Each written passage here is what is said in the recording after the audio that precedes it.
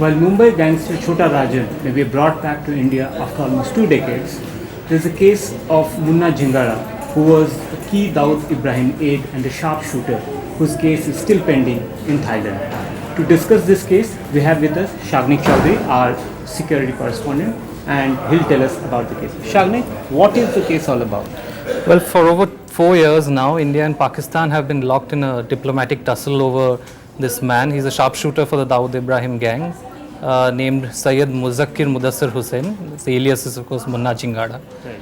He was the one who led a daring assassination attempt on Rajan's life in the Sukhumvit Soy area of Bangkok in September 2000, in which Rajan, as you know, managed to escape.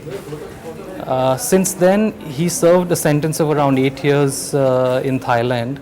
And as his sentence was drawing to an end, Pakistan, in fact, approached the Thai authorities first, claiming him as their citizen, since he has a bogus passport in the name of one Mohammed Salim. Right. Now, when the Indian embassy in Thailand got wind of this, they raised a red flag immediately, and they called for documents from the Mumbai police to establish that he was an Indian citizen.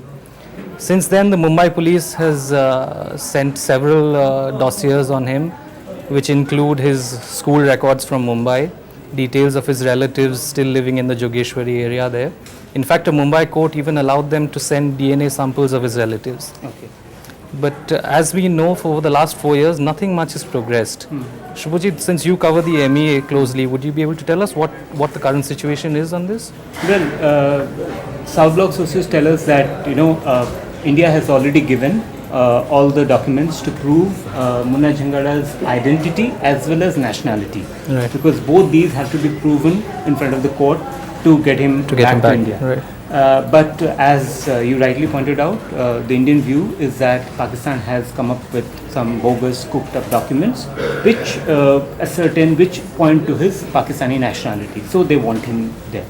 The Indian authority, the Indian embassy there in Bangkok, it has been pursuing the case with the Thai authorities, as I've spoken to my sources in Bangkok, and they say that it's upon the Thai authorities now to make up their mind and hand over the guy to India. And so this guy, he was a sharpshooter. He knows a lot about Dawood Ibrahim, That's I right. assume. So how significant is his deportation or extradition back to India? Well, it's interesting in the sense that the extradition seems to be stalled because of Pakistan's attempt to block it.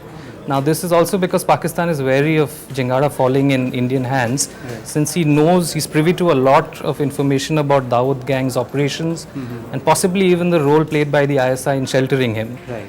So the evidence, if he is brought back, his testimony would provide us crucial evidence of the Dawood gang's operations.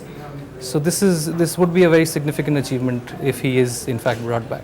Right. So Shagnik, since Munna Jhingara's case is still stuck, what's in store for Chota Rajan when he comes back? Once he's brought back, he'll immediately be grilled by the Mumbai police, basically, because they have the majority of cases against him, which include around 60 or 70 odd cases. So some of these are, I guess they would start off with interrogating him on J-Day's murder, in which his role cropped up. This is a senior journalist who was murdered in Mumbai in June 2011. Besides that, there are several gangland crimes that he's been involved in, around 20 odd murders included. So they'll interrogate him in detail, and he'll be booked in several cases under the stringent MCOCA Act as well.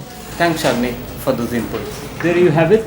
Shagnik told us that how Munna Jhingara's extradition would let us build a stronger case against Dawood Ibrahim. That's it for now. Thank you for watching the Indian Express.